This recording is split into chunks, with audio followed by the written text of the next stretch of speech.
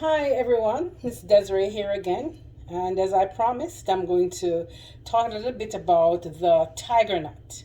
And what is a tiger nut? Here I have some dried seeds. Well, I don't know if I should call it seeds, but because it's not really a seed and it's not a nut. So we're talking today about the nut, tiger nut. The nut tiger nut. So it doesn't have any tiger in it, and it's not a nut. So as to why the name came about is another day. It's a subject for another day, subject for another discussion. But right now, just to let you know, so here I have, all splattered out on the counter, the actual tiger nut. It has been dried and of course sun dried. This nut I got it on Amazon, and this one is from somewhere in Africa, I think Nigeria. But that is what it is. I will show you what it looks like. Let me see if I can get myself in a good position there. That's what it looks like, and it's solidly hard. So it's not a mushy thing. It's a hard nut. Well, not a nut, as I said, but actually it's what's called a tuber. It is things that have extended from the root of the plant. Now, what is the tiger nut and where did it come from? How did we get it from? How do we harvest it? Well, the tiger nut, as I said before, is not a nut. They're actually rhizomes of the sedge grass. So this here is what is the little tubers or bulbs that attach to the underground stems. So underground stems are called rhizomes, and these stems seem to be unending. They just you know continue along horizontally under the soil, and of course these are what are attached to these rhizomes or underground stems. Bet you didn't know that stems could be underground. Well, now you know. All right, so that's what the tiger nut comes from. It comes from a grass, a sedge grass, a type of sedge grass, which has a lot of stems underground from which these bulbs or tubers are harvested. They're harvested and then dried as hard as you see they are, and they really do look like they could be nuts. So I guess that's why, they probably came up with the name. One of the earliest recorded plants to be cultivated in Egypt is the sedge grass that produces the tiger nut. So it's a really ancient source of food. It's used medicinally as oral medications and enemas. All right, so, and you know what? This grass is found in almost every part of the world. It's very common in Africa and in Europe and the Middle East, but it grows here in the US. So I mean, I could probably walk around try to see if I can recognize what the sedge grass looks like and cultivate my own tiger nut. It's quite a market out there. So we do have it here in the US. This tuber or plant is used to prepare various kinds of drink. In Nigeria, a typical example of a drink is called the kunan aya, and it's a native drink, as I said, to northern Nigeria. It can be eaten raw. I'm assuming that perhaps before it's dried and not as hard as this, it can be eaten raw. It can be roasted and coated with either honey or sugar. So yeah, that's what this great tiger nut thing is all about. Let me see if I can take it up a little closer. Oh, maybe a little further away. Yes, there you go.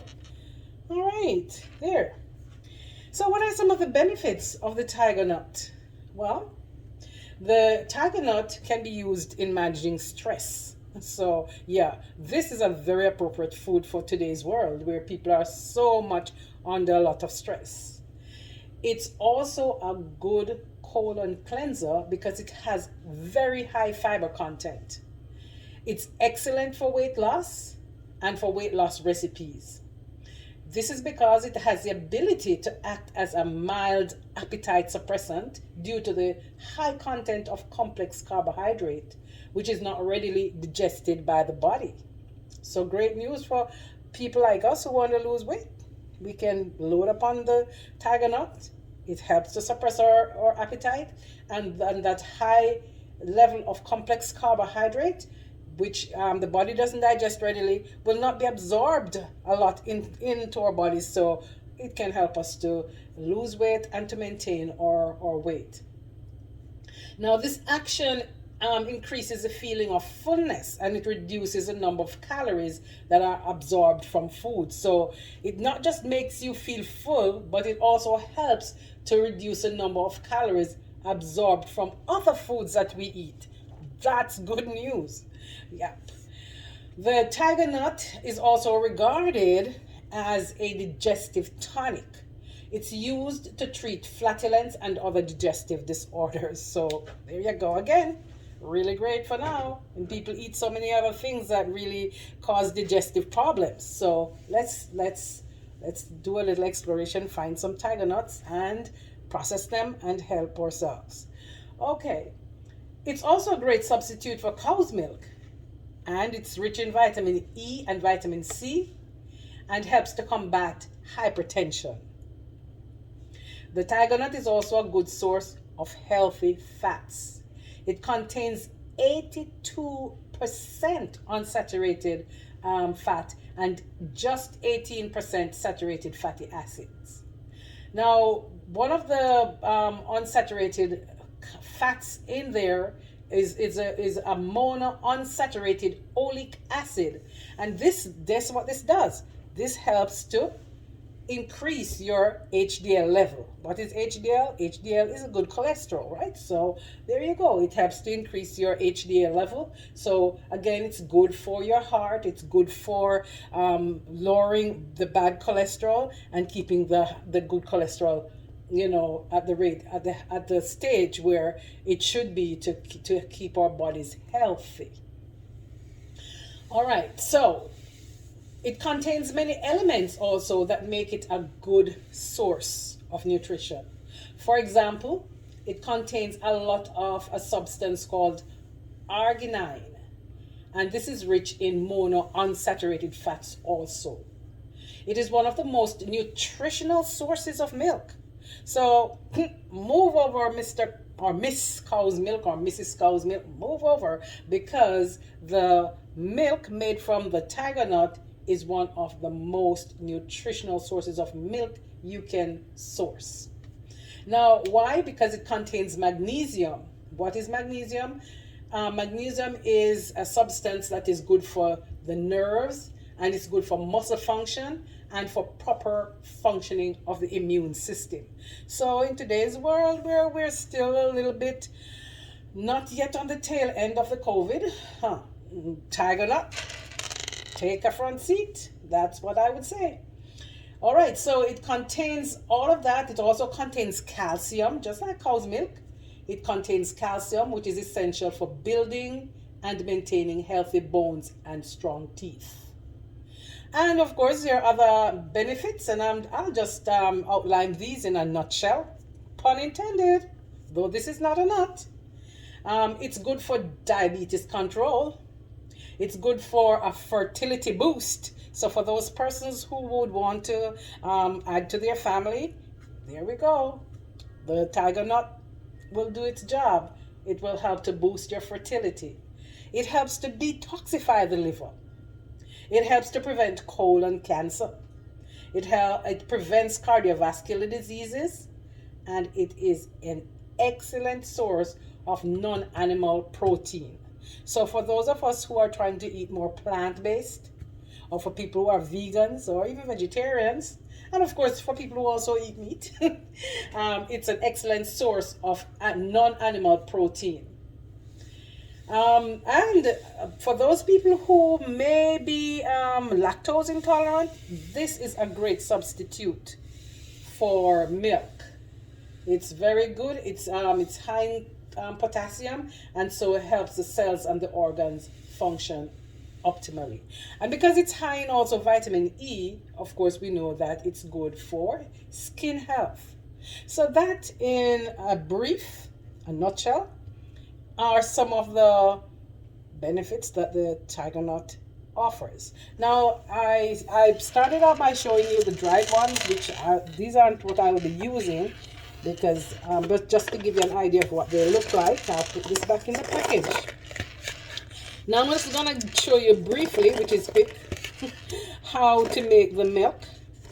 But before I do that, oops, I did go ahead and make a batch of milk. So this is what the milk looks like. Pretty much like real milk, right? And it's really rich and creamy. So you won't be missing. It has a hint of sweetness about it. Kind of different from the almond milk, because the almond milk really doesn't have that kind of any kind of sweetness attached to it. The almond milk is actually nice and creamy and everything, depending on how much water you use to make the milk or to blend it. And if you do leave it overnight, that's the almond milk, and soak it overnight, it really, you can extract a lot more of the milk from that.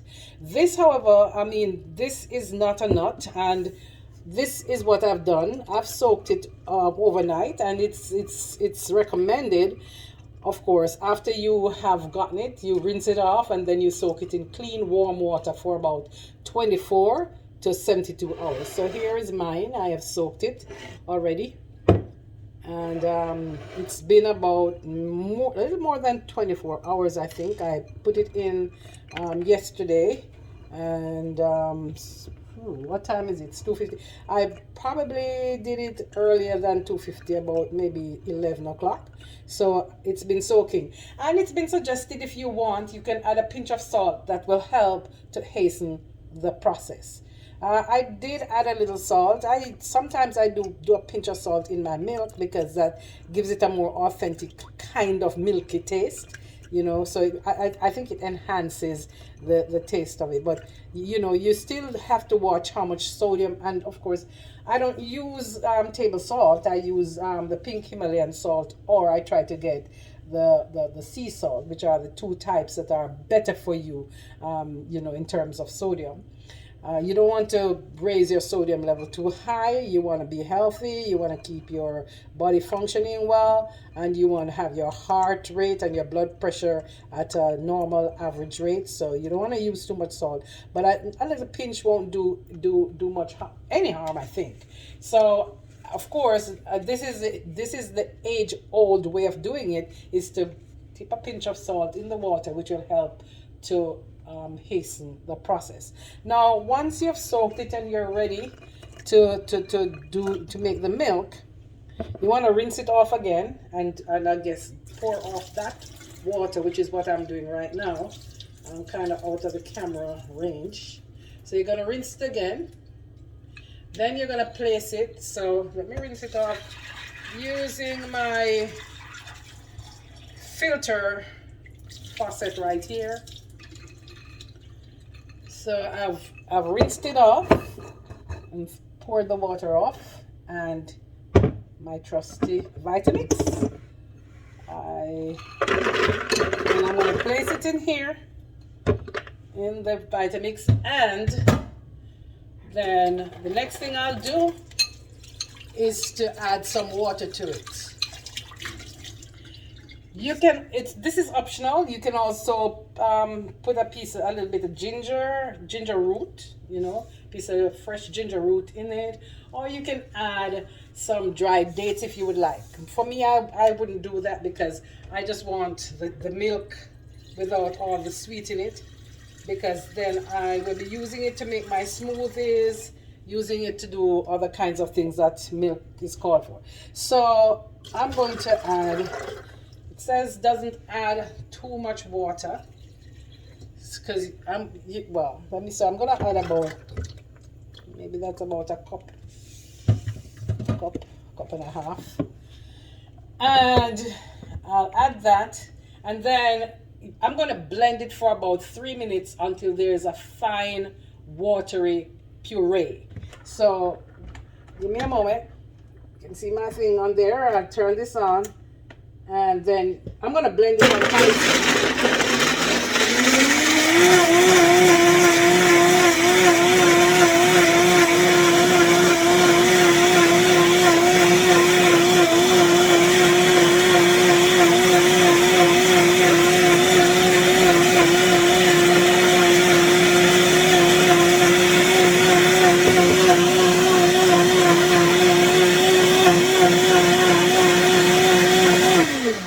All right, it's not 3 minutes as yet. I think it's probably about maybe a minute, but I don't want to keep doing that. So I'm going to do it one more time because it seems to be quite thick right now.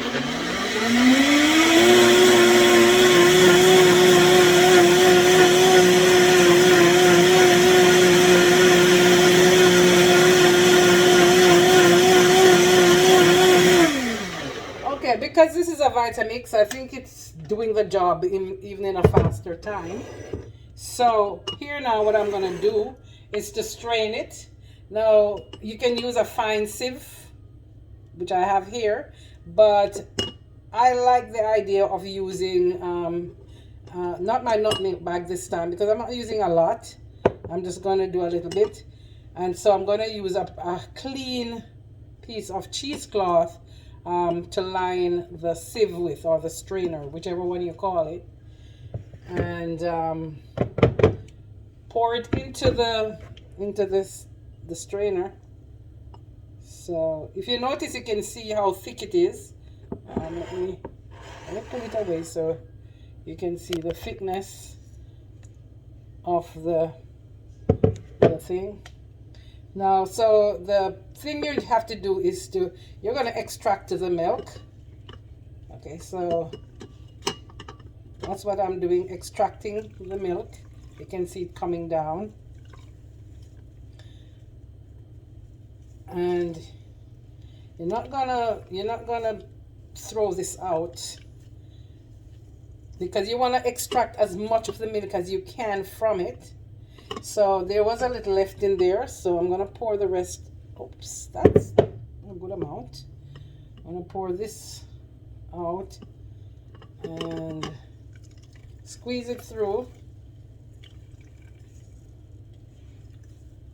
Okay. Now, once you do that, you can go ahead again and add a little bit more water, because what you want to do is to really extract as much of the milk as you can from the pulp here. So I'm gonna pour, what I'm gonna do, I'm gonna open it up, pour this down over the pulp here, so that, you know, I can actually maybe again get a little bit more milk from the actual pulp, because what you're doing is trying to extract the majority of the milk from it. So you just milk your bag, or if you're using a cheesecloth like I'm doing, you do that. Now, so you get the picture. So I'm going to move this out of the way. So here we have the pulp that's left over. Ta-da! And guess what? You can use a pulp to make pine nut flour. That's a gluten-free flour you can use for doing baking and other things that you would normally use flour for. Maybe if you want to sometimes probably mix it with some other gluten-free source, that might help to make it a little bit gluer and gummier, because we don't have the gluten in this. But I'm not going to throw this out. I'm going to make this into flour. And the making it into flour is really a simple process. All you got to do is get one of your sheet pans that you use in the oven, and you spread it out thinly on it. Set your oven to the lowest. You don't want to burn it, and you don't want to get rid of any of the nutrients that you might get from it by overheating it. So I think the lowest that the oven can go, I think, is 270. Let me just make sure. I know the lowest it can go is I think 270, and that's no. Oh, sorry, 205. So you would set your oven at maybe 205, and you put it in there and just leave it in there, and it will dehydrate. And once you're satisfied that it's fully dehydrated, you will take it out, and you can put it in your Vitamix or the attachment of the Vitamix that you can use to make dry products. But even the Vitamix, the original part of it itself, you can put that in, blend it up a little bit, and you have fine powder, like flour. So there you have a very, very economical source of gluten-free flour, and with added nutrition to help you.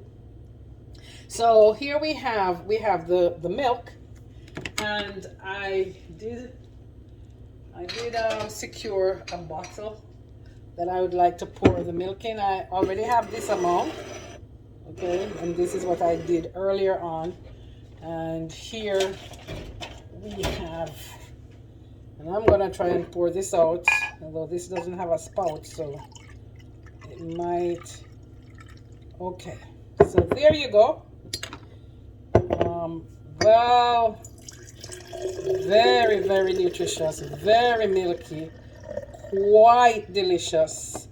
And as I said, if you do desire, you can actually put a pinch of salt in it. That will enhance the taste. And of course, you can add any other things to it. As I said, if you want to sweeten up something, or you want to use it to make any other thing, and you want to include maybe a little, few date syrup, some agave, which I had spoken about in an earlier video, all of that. So here we have our milk made from tiger nut. Really great. Actually, I'm going to do a little taste test and see, because the one earlier was good. I think that I made that a little bit thinner. This is good. This is good. It has a little bit of starchy taste to it, but it's creamy, it's thick, and it has a sweet. I don't think you even need to put any date in it. It's sweet. It's good. Just a note to remember, I'm gonna stick maybe just a couple grains of salt. Just something to note and to remember, that if you put your tiger nuts to soak overnight and you didn't get to use it within the 24 to the 72 hours, then I would tell you that the next time when you take it out and you're gonna get ready to do the blending, rinse it well. Pour off all the water and rinse it well, because it might give it a little bit of a taste. So you just want to pour the water off and rinse it really, really well, maybe twice, not just once. And then you can go ahead and do your thing. But this is really great. It's delicious. Wow. And this is my first time today when I made this milk and now making this. So it's something quite new to me, but I'm quite pleasantly surprised by how good it tastes. All right, so there you have it. I am going to just remind everyone that these videos that I'm doing, not meant for any kind of medical advice. It's always for educational purposes, and it's just to open up for myself foods that I've been using traditionally and using in a traditional sense in my way, and learning new things about them and sharing it with others, as well as learning about new foods that are nutritious, that are clean, and that are good for us. So you do have a great day, and enjoy yourself. Always try to strive for eating healthily. Your food becomes your medicine, and your medicine becomes your food when you eat in a healthy way. So, this is Desiree signing off here from Tips for Healthy Eatings. Have a great day. Thank you.